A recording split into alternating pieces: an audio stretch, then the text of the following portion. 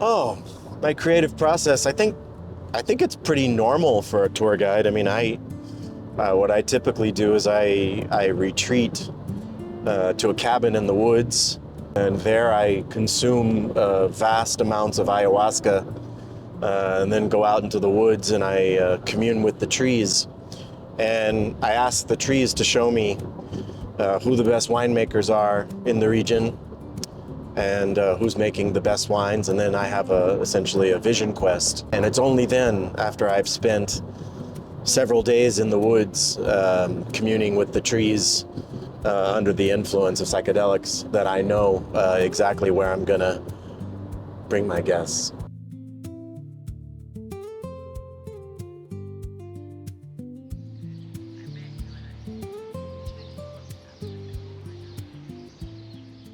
I wanted to focus on this region because I hope, as you'll see throughout the day, it's just the eye candy here is so incredible.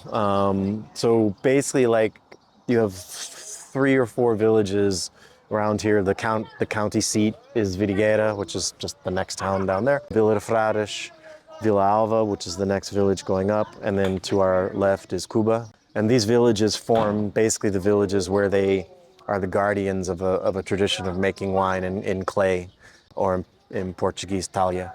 And the reason for that is, historically, is that in between here and Vila Alva is the remains of a Roman settlement. When you talk to people that are, into natural wines and artisanal wines, definitely there's an interest these days in wines made in clay amphora, because there are certain regions of the world where that is, native. And it's an unbroken tradition, really, from the Roman settlement here in this region all the way until now. This winery here, the owner is the wife, well, they're husband and wife, but Teresa, her family, she inherited this from her family. It was her grandfather's, and her grandfather was the president of the cooperativa in Vidigueira for a very long time.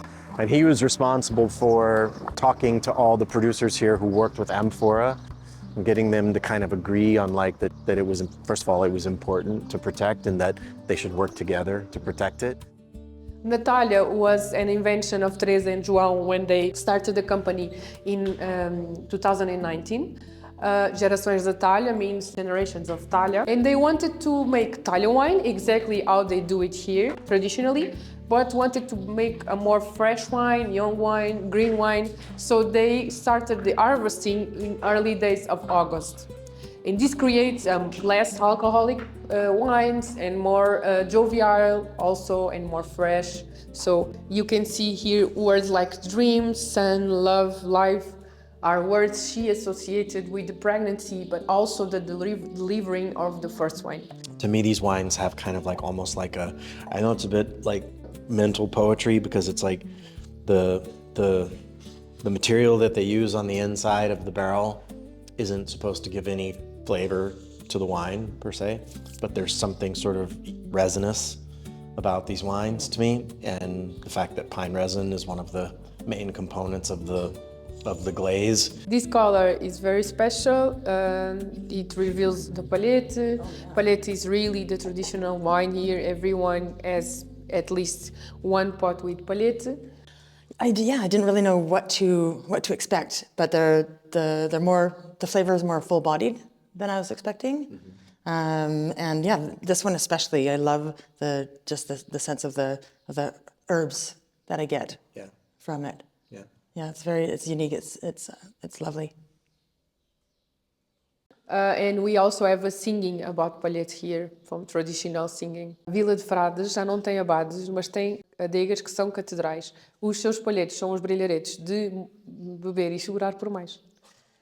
É o cante que diz, pronto, que enaltece o palhete. In this region, usually, as we are in Alentejo, people expect to drink more the red wines.